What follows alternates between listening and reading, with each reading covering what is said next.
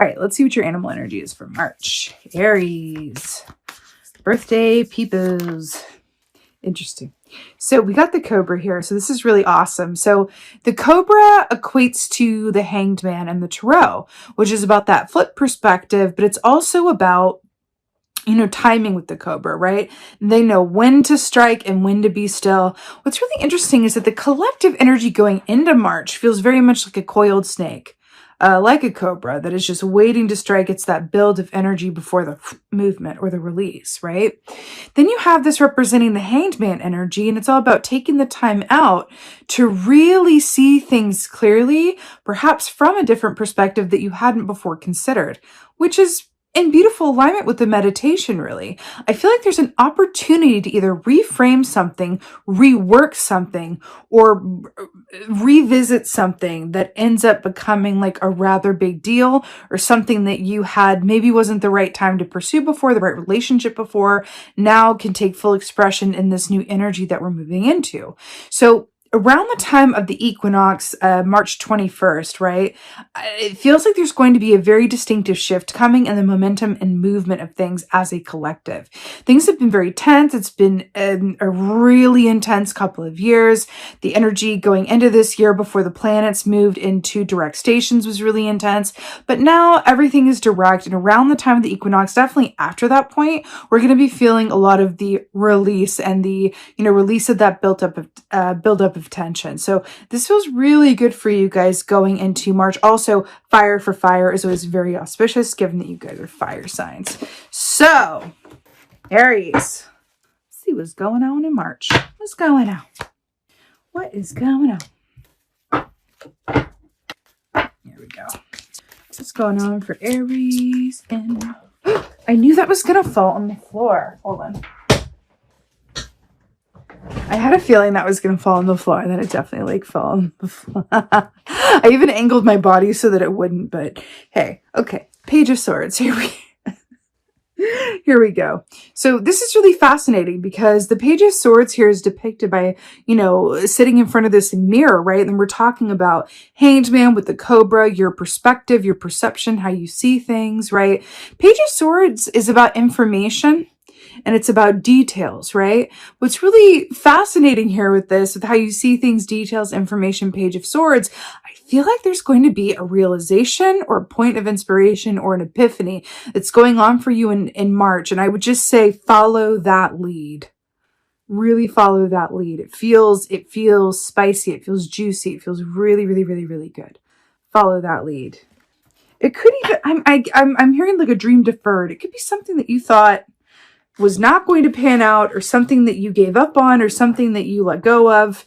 And then it's like, no, it just wasn't the right time. Made you look like there's something about that, right? It's really good. It's really exciting. Really is the word.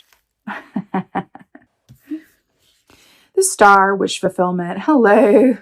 You know, we're talking about something that, you know, coming back and something that is like, you know, you thought was gone, but whoops, it made you look, it's not really gone, or it's going to be reimagined or revitalized or repurposed in some way. And then we had the wish fulfillment coming up here. Again, I'm getting a very distinct feeling that it wasn't the right time or environment for something that you did at one time want or have an idea around or pursued. But now it is. Like the timing feels right now with this Aquarius, you know, the star wish fulfillment energy. This is the stars aligning. This is the planets all going into their direct station and things starting to move forward. And it feels incredibly positive. The thing is, if you had gotten it before, if it had worked out the first time, it wouldn't have been as good. But now it's like, now's the time though. Now's the time. Okay, Aries. Here for it.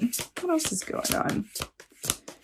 I'm excited. I feel like this is, I almost fell. I was about to freak out. I feel like this is especially auspicious for anyone who's a writer, or like an artist, creator, someone who writes, someone who brings ideas to life. Okay. It doesn't have to be, but it feels like there's a special like note in that. Okay. Eight of Wands. This is upward movement, ascension. This is messages. This is communication. This is writing, it's travel, it's movement, it's wonderful. This is like, boom, off to the races. And what did I say post-equinox? that this is really what it's going to be. So the fact that it's aligning for you and coming through as 8 of Wands, fire in your home sign, I'm telling you, once it gets going, it's just going to be like, whoa. And it feels like there's a point of a manifestation with the star energy where it's like it breaks the seal, but in a good way. You know how they say, like, when it rains, it pours? I feel like that's what this is for you. It's like this thing comes through that surprises you in some way or is unexpected in some way. And then another thing comes through, and then another thing comes through, and then this happens. And then it's, right, you know how they say it's easiest to get a job when you already have a job because you're manifesting from a place that you already have it, right?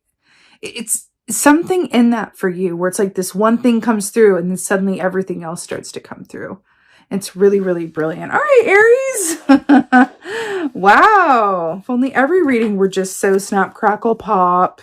All right, Page of Swords. Pisces had a really positive reading this cycle too, which came right before you and is in the same time frame. There's something about March. Page of Swords. That is so weird. Okay, let's talk about this. So to clarify, the Page of Swords is the Page of Wands. By the way, Page of Wands represents writers and creatives. So another special note to those of you in that line or aspiring to be in that line of work.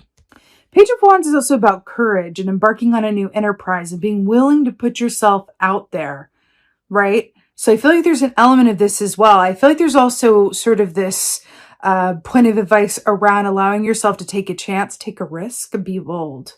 Be bold. Be bold about your desires, about the work that you do, about how you see things. And I feel like they're going to pay off. But it does feel like it requires you to kind of take a chance in a way, which is really lovely. Now, why this is really weird is I have this altar set up. You can't see it, it's off camera. But my tarot card for this season, because I follow the Wheel of the Year, and my tarot card for this season leading up to the equinox, I got to show it to you because I was staring at it this whole time because you got the Cobra. So it's the Daughter of Wands or the Page of Wands from the Wild Unknown Tarot. And I was staring at it. And then the fact that you got like Page of Wands and you have the Cobra here, it really feels really special for you guys. Okay. And 2 pages, that's the start of something new. It's really, really beautiful. It's very exciting. I do feel like there's offers, there's potential, there's offers of partnership, offers of publishing, offers. It feels really, really abundant. I'm hearing to allow yourself to be discerning through all of this and really stay aligned with your own point of purpose, your integrity, and what matters to you. There's something about artistic integrity coming through with this as well, or personal integrity around your relationships and what you desire. I cannot with this. To clarify, the star is the 8 of Wands. You already got the 8 of Wands. The 8 of Wands, it just doesn't get any better than that. Like I already said, upward movement, ascension. This is a horse medicine is about personal freedom and going with the flow. This is travel, abundance, communication, offers with the star, wish fulfillment that comes in the form of messages, offers, communication, writing, travel, opportunity. So good. It's going to clarify for 8 of Wands. I just like, I feel like this reading is just like, well done, you. Oh my God. A very happy birthday indeed. To clarify, the 8 of Wands is the Ace of Cups. Like really, this is great love, great intuitive insights, a mountain of abundance, feeling emotionally full and well. The Kingfisher is very much about emotional equilibrium and happiness and peace and joy and mirth and all of the good things. I feel like there's like romance here as well for some of y'all. It could even come in the same breath, same moment. Remember when I said when the seal is broken? And sometimes that can sort of incentivize or act as a magnet to attract other like things. And then we have the Ace of Cups with the 8 of Wands. You know, I'm really drawn to the fact that this is a tiger on this 8 of Wands here. Now, tiger corresponds to the moon energy most closely. It's a divine feminine energy. The moon also is very much about your intuition and psychic ability and the unknown. I keep feeling it. There's something that you would either let go of or were just kind of did not know which way it was going to go, that is coming back around to you in such full force that it just feels so, so good. It does not feel too good to be true. I feel the need to say that to someone or someone's, but it really does feel like if you find yourself thinking what is going on or a bit overwhelmed by the change of pace, because there will be a change of pace here, I'm hearing to really connect in, because we have the moon and the ace of cups, which both deal with intuition and insights, right?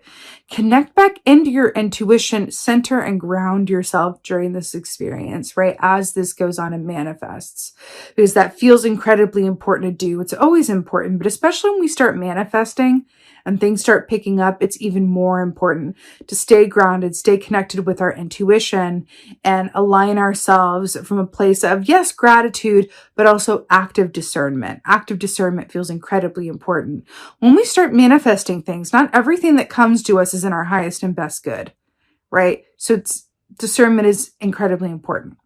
Okay. I mean, that would be great if everything that came our way was in our highest and best good and it didn't require us to have an editing system at all. But that's not how it is. Once we're a manifestation magnet, as it were, and we're in that energy and in that zone, a bunch of stuff is going to come through. It's really important that we really use our discernment and our intuition to guide and lead the way. Because back to this Cobra energy of the Hanged Man and knowing when to move and when to strike and when to be still and all of that good stuff, there is a certain aspect of that coming through too that says you want to give your time, focus, and attention to people, projects, and pursuits that are going to reciprocate in equal measure. That feels incredibly important, like a very important lesson for you as well, especially if you come from a place where you are likely to overgive or give more than you have gotten, or put time into things that didn't seem to pan out, or invested in people or things that weren't as they appeared. You're really being called to kind of sit into your discernment in a really powerful and active way, to kind of as a medicine and a helping hand through this beautiful time of manifestation and birthday season for y'all. I'm here for it. Let's go ahead and get an oracle for y'all. This was so positive. I love it. It's so good. It's one of my favorites. The High Lord of Gratitude and Service. So this says selflessness, humility, conscious action. Selflessness, humility, conscious action. What did we just say about, do you come from a place where maybe you gave more than you got, or things weren't as they appear to be? And then we have selflessness, humility, conscious action. Conscious action is another way of saying being discerning about when to move and when to be still, right? Back to that Cobra energy. But here's what's really amazing about this. This is all about gratitude, right? And we understand and we know, right, that the more we are grateful for what we already have, right? It's very Queen of Pentacles energy. The more we're grateful for what we already have, the more we manifest to be grateful for. So there's this, it's not a coincidence, darlings, that all of this abundance is coming through for you.